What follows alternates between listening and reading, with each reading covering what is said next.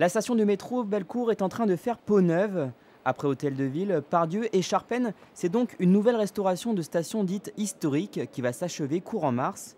Le défi était de conférer une identité propre à chaque lieu tout en s'appuyant sur une charte commune afin de garantir la cohérence architecturale et technique du réseau. Sur la station Bellecour où on se trouve, l'architecte a voulu insister sur le caractère entre guillemets noble de l'environnement avec la mise en place de matériaux très qualitatifs et lumineux.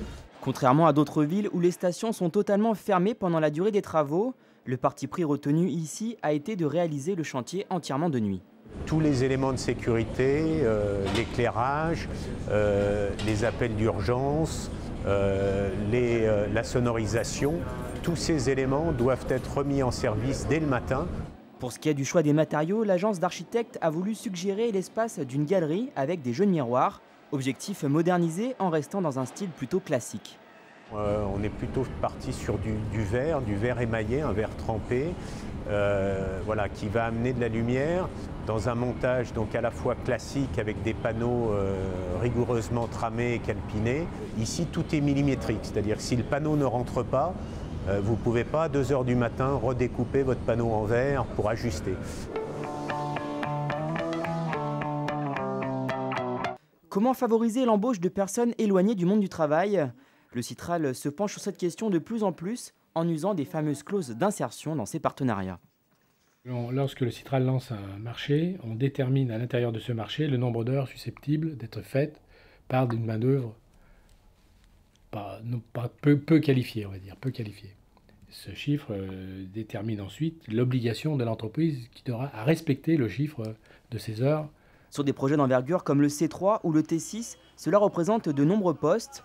L'objectif est que la formule soit gagnante pour tout le monde et que l'entreprise se saisisse de cette clause non comme une contrainte, mais comme une opportunité de découvrir de nouveaux profils. Les profils sont extrêmement divers. On peut avoir des gens qui ont eu une vie professionnelle, qui ont eu un parcours un peu particulier ou un accident de vie qui va faire qu'effectivement, à un moment donné, ils vont se retrouver éloignés de l'emploi. Métier du balisage, manœuvre ou ingénieur en génie civil, il n'existe pas de profil type défini pour être embauché à ces postes. Que la personne soit handicapée, demandeuse d'emploi, bénéficiaire du RSA, diplômée ou non, il s'agit là d'une occasion de mettre ou remettre un pied dans le monde du travail.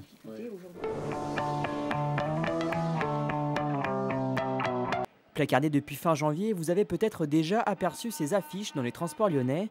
Elles visent à sensibiliser contre le harcèlement sexiste. Un fléau inconcevable, mais auquel seraient pourtant exposées toutes les usagères au moins une fois dans leur vie. Certains hommes ont pris des habitudes qui ne sont pas forcément les bonnes. Voilà, que ça soit à travers des regards, à travers des gestes, à travers des attitudes. C'est vrai que des fois on ne se sent pas forcément en sécurité. Ça me révolte quand même de savoir que ça existe et qu'il y en a qui se permettent encore de faire des choses comme ça, quoi. En fait, il faut pas se taire quand ça se passe, quoi. Faut réagir, faut lui dire que non, c'est pas possible et que ça ne peut pas se passer comme ça. Réagir et être solidaire font partie des slogans pour dénoncer ces comportements. La campagne de sensibilisation est prolongée jusqu'à fin mars.